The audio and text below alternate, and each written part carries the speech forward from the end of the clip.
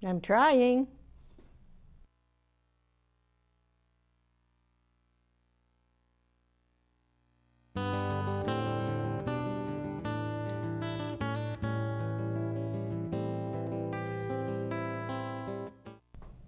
Hello, I'm Irma Baker. Welcome to our show. Our sponsor is RSVP, the Retired Senior Volunteer Program, and that's part of Mature Services, which serves our community right here, Summit County and Medina County. So we're greatly pleased today to have an author with us who's doing some unusual things. And right after our message from RSVP, we'll meet her. RSVP of Summit County has been making a difference in our community since 1972.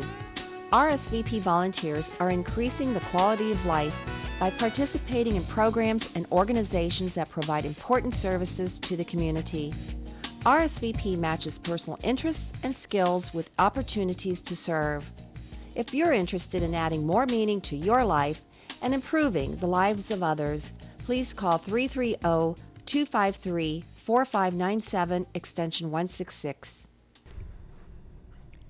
Welcome back. Our guest today is Gloria Alden. She is a local mystery writer. She is setting her mysteries in Northeast Ohio in actually a garden setting, which is a very nice thing, especially with our beautiful springs and summers here.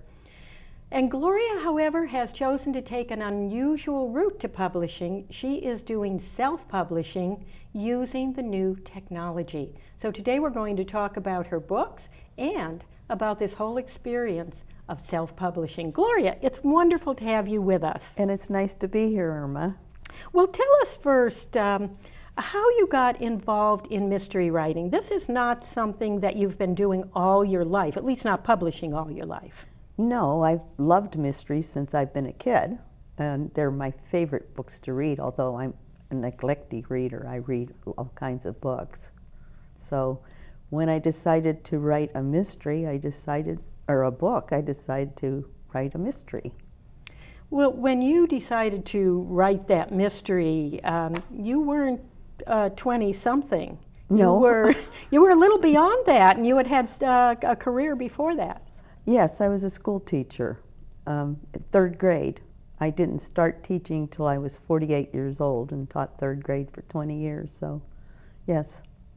Well, that was quite a while. You raised a family and then went to college and then started teaching, and you said you taught for, did you say 22 years? 20 years. 20 years.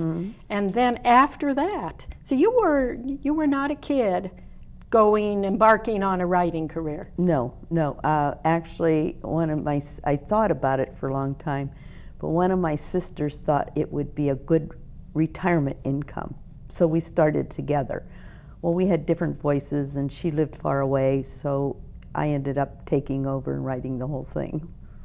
Well, tell us about how you settled on your character of Catherine Jewell, and how the series has progressed. Well, that first meeting my sister and I got together, we kind of came up with the first ideas and together. And like I say, we wrote the first chapters sort of together, but when you're that far apart, you just don't see each other. So I took over and finished the book. You know. But why gardening? Why this character? Oh, I've been into gardening just about all my life. My parents did, and I did, and I love it. And on vacations, we almost always went to large public gardens to tour them. And actually, it's been kind of not very good for me because, like Monticello, beautiful gardens. And I keep thinking, I can do that. But I don't have slaves. I don't have hired help. So I have wild gardens, but I love gardening. And you have right now, in addition to your current writing career, you also have a mini farm. Yes, I do. I have 2 ponies. I downsized from horses. I have 5 old hens. Well, one of them's younger, but she's escaped because they pick on her, the 4 old ones. I have an old guinea fowl who wanders around as a guard. I have a wonderful companion, a tricolored collie, Maggie, who's my guard dog, who would only guard me by tripping anybody who came because she wants loved. And 2 house cats, tabbies, sisters, 2 ring-necked doves that I got from my classroom, and 3 days later the principal said I couldn't have them, and they must be about 20 years old. I guess they don't die. And a canary called Pavarotti, who just loves broccoli and gets excited when I have my lunch because I give him a little bit of broccoli. Well, it sounds like you have a very colorful home life.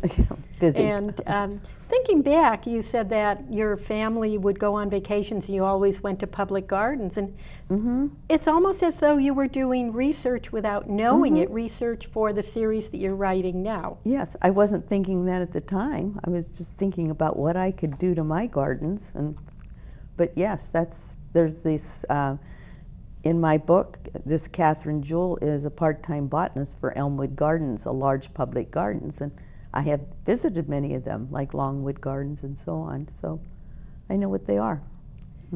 It certainly makes it more interesting when you have those details and that you can fill in. Right. Well, you have had quite an experience with the writing groups too. I mean, once you decided to go into mystery writing, you really explored all the avenues there are today for writers. Tell us a little bit about the Guppies. I had never heard of them until I went to Malice Domestic.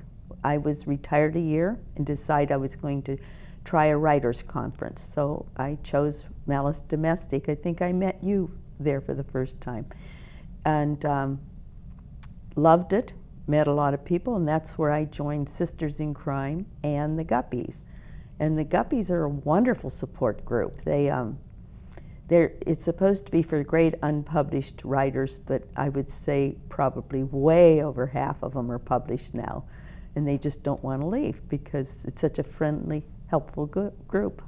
And that group is available to anyone who is an aspiring mystery writer and joins Sisters in Crime, right, that organization? They have to join Sisters in Crime first. And how many members does Guppies have? I think it's around 600 now, maybe a little more, even from other countries. So, yeah, it's a big organization, very friendly. We get together at Malice and other conferences to eat lunch and socialize with each other. You're from really all over the world then, the members of Guppies. I want to talk about this a little bit because I'm sure there are people who are watching the show today who have been thinking maybe off and on, maybe I could write, maybe I could, or yeah, you know, they pick up a book and they say, I could do better than this. Yeah. But they don't know where to start or how to get involved. But an organization like Guppies is one of the ways. Well, they have critique groups that you can join. I was originally part of a 4-people critique group, but one never showed up. And so I have 2 critique partners, one from England and one from Cincinnati. I've met the Cincinnati one a couple times, but I've never met the English one. And I'm looking forward to going over there and meeting her in person someday. And they're wonderful because you send your work and they critique it. They find the missing quotation marks or something that doesn't sound quite right or other words that would work a little bit better and so on. So they've been wonderful. How about the other writing that you've done? I think in addition to mystery writing, well, mystery writing is what you're focusing on now, but you also wrote a children's mystery book, didn't you? Yes. In fact, we have it here. I scammed my kids. I brought in a suitcase and told them that I had found it on my back doorstep. And we tried to figure out who it belonged to. Let me back up here just a moment. When you say you scammed your kids, you're talking about the kids in your classroom. Oh, yeah. And they were third graders? Or third graders. Third graders. Okay, tell us what happened. Well, I never really found that suitcase. I packed it and brought it in. So apparently we went through, some kids even got a microscope or magnifying glass from the science center, because I had a big science center, and was looking for clues, because I had lots of mysteries that my kids could read as partners and try to solve it before the end. So that's why it was called the Sherlock Holmes Detective Club. And so I told them I was going to put an ad in the Tribune, which was not in the same county, so they would never know. We got 3 letters. One was written by my best friend, another by a cousin, and one by my sister. Only one could have been this person. So she tells them, writes a letter and thanks them, and said she had witnessed a jewel robbery in Cleveland when she went to turn in her lottery ticket that won something. And the police wouldn't believe her because she was an older white-haired woman. So she kept an eye on them. When they left, she got a clue, followed them to Columbus, and got mugged there by one of the 2 criminals, and thrown in a warehouse with 3 huge cartons of nothing but canned spinach and a can opener. So you can imagine what the kids thought when she sent that letter to them, because they wrote letters to her too. So this is all fictional. Oh, yeah. And you had the friends write these letters as though they were the person in the book. Yes, and the students' letters were their real letters. They wrote letters. She traveled all the way around the country, getting in trouble trying to bring these 2 thieves to justice. She knew karate too, by the way. And one little boy suggested they suggested she get a gun. No, she didn't want a gun, and a dog to protect her. No, she didn't want that. So she was sending them letters from all around the country, letters I typed, sent to family and friends all around the country, and they wrote letters back to her. Now, I did this 7 years apart when there were no siblings so I saved all their letters, and I combined them to use 6 girls, 6 boys, and they're the actual kids, but I changed the name a little bit. And I can still remember that first time I did it in the last week of school. My sister came, posed as Alice Van Brocken, the woman. I told her, I says, Elaine, they're going to want to see you use karate, and tell them you injured your back when you got them at the Space Needle in Seattle. And she said, don't worry about it. She came in with a full skirt, and they asked her, I remember Brandon opened the door when there was a knock on the door. He says, oh my God, it's Alice Van Brocken! And the kids all squealed. And so she swoops in with her straw hat and her full skirt, and she talks to them, and they asked about the karate, and she said, this is not entertainment. It's not used for entertainment. And then she shot out one arm and her leg, which you couldn't tell that she wasn't really kicking, and yelled, and they all screamed. And then recess came, last recess of the day, and they all lined up for her autograph. Oh, what a wonderful story. And then that became the basis for your book, The Sherlock Holmes Detective Club. Yeah, I saved those letters, and they're so precious, and of course I corrected the spelling and some of the grammar, but other than that, yeah. Well, one of the things that you're illustrating here is something that we all heard when we were in grade school and high school. If you want to be a writer, write what you know. No, you always want to make up something. But you actually have taken the experiences you've had and have worked them into your writing. Right. And you have had some really, I would say, one particularly scary incident in your own life that was almost life mirroring fiction. Tell us about the time you found someone in your woods. Well, originally, it was spring when I found a guy sitting behind a log in complete camouflage. You can only see his blue eyes, with a gun across his lap. And I said, what are you doing in my woods? You're trespassing. He says, I'm just resting. And I said, my dog and I walk here every day. I don't want anybody hunting in my woods. He said, I know, you have a different dog now, which was true, because my other one I'd put down. I says, I'm going to be walking around and you better be gone. And I asked him where he lived. He told me, and I said, that's not true. That guy's an old guy. And you could tell this guy was younger. He says, I'm just older than I look. And so I went on and he left. Well, then in the fall, this was in April, in the fall I'm walking and my dog was off exploring somewhere, and I came across a guy that was like standing on his tiptoes with his arms out, and like looking for a big hug with his head down. And I got mad. I yelled at him, told him he was trespassing and he couldn't scare me, and he thought it was funny because I'm a mystery writer, but I don't think it's funny and I want him out of my woods and yada yada. And he never moves. And then I see the wire that goes up to a branch. Realized he was hanging there. First I thought, is he a dummy? And then I thought, no, he looks too real. So I said, I'm going to go call the police just in case he was, you know, and I called. And the first deputy came out, did not want to walk in the woods and get his shoes dirty. So my daughter-in-law had to get boots for him.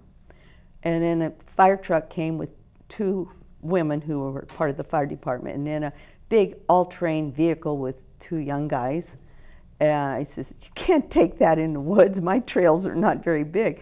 So we went in and I got to see my first crime scene investigation, part of it. And it was a suicide, and that was sad. And then the deputy got a call. The other deputy came and wanted my statement, but he didn't want to walk in the woods and get his shoes dirty. So I had to go out and give him my statement. So I didn't see the bagging up or anything, but it was sad. It was a heroin addict, and he'd been free for 1 month, and that's when the coroner says they crash. A very sad situation. Yes, it is. I think that you handled it better than probably anybody I would know, including myself. I can't imagine walking into a situation like that. Yeah, if it had been a bloody murder, I might have been a little bit different. But I didn't think anybody killed him by hanging him.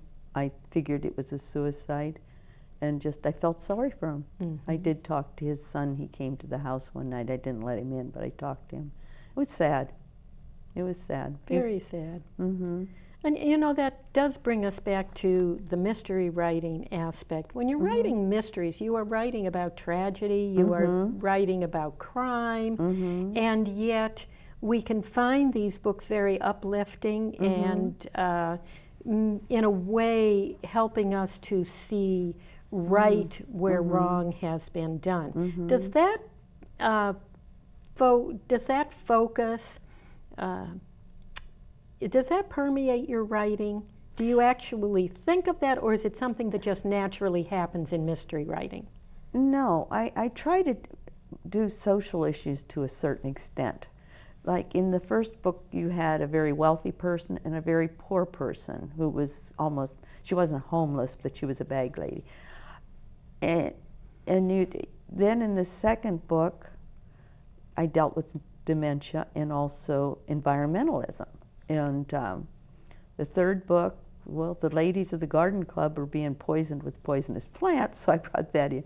But so I usually try to have something in there that deals with real life. I don't go into the bloody details of things, and actually I get choked up sometimes when I murder some of my victims. I really do. Or I get a little saddened by the murderer who feels that he or she had to do that for whatever reason. So, yeah, I do. It all fits together somehow. Now, one of the things that makes you unique among the other mystery authors, or authors in general that we've had on, is that you chose to go a non-traditional route for publishing. Right. And I know that you had an offer from a traditional publisher, one of the main houses, but you chose to go the self-publishing route. Why did you do that? And then let's talk a little bit about how that happens. Well, actually, I didn't. I get too many. Almost all authors get a lot of rejections. That's true. I read something by one of the Guppies who was self-published, and I thought, you know, that's pretty darn cool. I mean, she was a good writer, and I decided that because of my age, that I didn't want to wait till I was 95 years old or something to get published or whatever. I actually had a few short stories published already, but I just decided I would try that, and I did, and I've been happy. Well, it's very easy to say you tried it and you've been happy, but what's really involved in finding, because we're talking about going online, going through some type of an electronic publishing thing. And I think that's unfamiliar to many of the people who are watching our show today. Right, and you have to be careful. There are vanity presses out there. If they want to charge you to publish your book, forget it. Create Space is free, and your ISBN number is free. The only downside to self-publishing is libraries, as a rule, don't take them. I donate mine to local libraries. Nobody's going to promote you. You have to do that on your own, and I'm not real good at promoting because I don't want to brag about myself. But the thing is that I have the freedom. I know I did send the Sherlock Holmes Detective Club to somebody an agent who wanted it, but she didn't believe that these children were real. They couldn't be, you know, and I know that third graders can be bright, you know, and intelligent. So whatever, I just thought, and that wasn't my first book either, but I just thought I want to do my own voice, and I want it my way, and I had 3 people editing, and I, you know, went through it a lot of times, and are there any errors in there? Probably, but I see that in published books from big houses. I just finished a couple of books that, not a lot of errors, but little things, words that don't fit, and so I hired a geek kid that was in my writers group, and he put it up, and I hired I got my step-granddaughter, who is a graphic artist, to design the covers, and it worked out. Well, you have a story about the cover on your first book that your step-granddaughter did. Let's take a look at that and tell us about it. Well, I don't know how many mothers would ask their children to pose as a dead body, and I asked my son to pose, and that's my second son. My first son died of cancer in my arms when he was 18. But I asked him if he'd pose as a dead body, but he had to dress up a little bit because it's for a rich guy. And he did. A little upset because he wanted her to, my step-granddaughter, to put hair on his head because he had shaved it for the summer, and she didn't. But she put the pitchfork in his back. Well, let's be clear. She did not really put a pitchfork in his back. She did that graphically. On the cover, yes, no. I sent her the picture so she had one. And each cover features a flower that's a June book, and it's got flowers for June. Daylilies for Emily is daylilies for July, and there's sunflowers for the August book, and so on and so forth. And that's all tied in with the garden and botany theme? Right, right. And now I'm working on the January book, so, you know, you aren't doing much gardening in Northeast Ohio in there. Fortunately, she has a greenhouse and a garden center too, so. Well, tell us about your most recently published book, and that is Blood Red Poinsettias? Yes. There's a lot of the romances that had kind of started that kind of come together in that book, so I think that's why people like it a little more. And a very well-liked character is murdered here, only one. So it's kind of sad, too. I usually don't try to kill people that are nice, but, but sometimes it happens. Sometimes it works out that way. That's real life. Well, I have heard mystery authors say, you know, I have found for myself that talking to mystery writers, they're just the nicest people. And I asked a mystery writer one time, why is that? And her answer was, well, because we get rid of all our aggressions and kill off everybody we don't like in our books. We don't have to do it really. Yeah, So, one of my first short stories that won the Love is Murder conference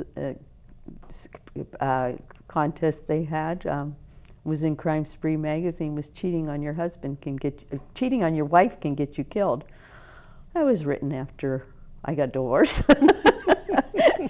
Not that I carry the anger. Maybe that's why I don't, because I let it go. And I have no anger anymore. You know. So. Well, you are an award-winning short story writer, as well as writing all of these books. Any last, we didn't mention your notched knife. Oh. Let us quickly mention your notched knife. Tell us a little bit about this. A couple of years ago, I have a local writers group I belong to for a lot longer than Guppies and that. And they gave me a gift in a box, and I'm thinking, what is it? Because it was my birthday had been over, and we don't celebrate birthdays. I opened it up, and I found a knife, and I thought, why would they give me a hunting knife? You know, I couldn't figure out why, and I'm saying, oh, that's nice, you know. And then they says, look at the handle, and they had put notches on it for everybody I had murdered. In the books. In the books, yeah. But I'm going to have to go back and do more notches because it isn't enough anymore. That was 2 years ago. So, yeah, it was just, I still laugh when I think about that. That's the most unusual gift I've ever received, I think. Well, it's been a pleasure having you with us here today, and all the best with all the books you continue to write over the space. Now you have had, what, 7 books out? Well, you're working on your 7th book now. I'm working on my 8th. On your 8th book. The January book. The January book will be your 8th book, and that's just a marvelous accomplishment that you've done so quickly and so excellently. So Gloria, thank you so much for being with us. And all of you, thank you so much for tuning in today. We hope you've enjoyed our show. And remember our sponsor, the Retired Senior Volunteer Program at Mature Services. Have a wonderful day.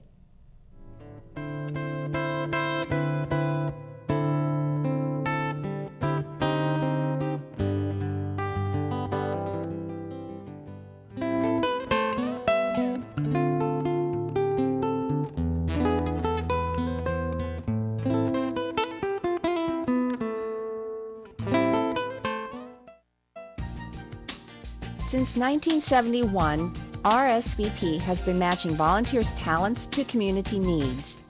RSVP is affiliated with the Corporation for National and Community Service, a national organization that supports service and volunteering through grant-funded projects. Volunteers organize neighborhood watch programs, tutor children, renovate homes, plant community gardens, assist victims of natural disasters, and serve their communities in many other ways. RSVP offers maximum flexibility and choice to its volunteers as it matches the personal interests and skills of Americans 55 and older with opportunities to serve their communities. If you're interested in adding more meaning to your life and improving the lives of others, please call 330-253-4597, extension 166.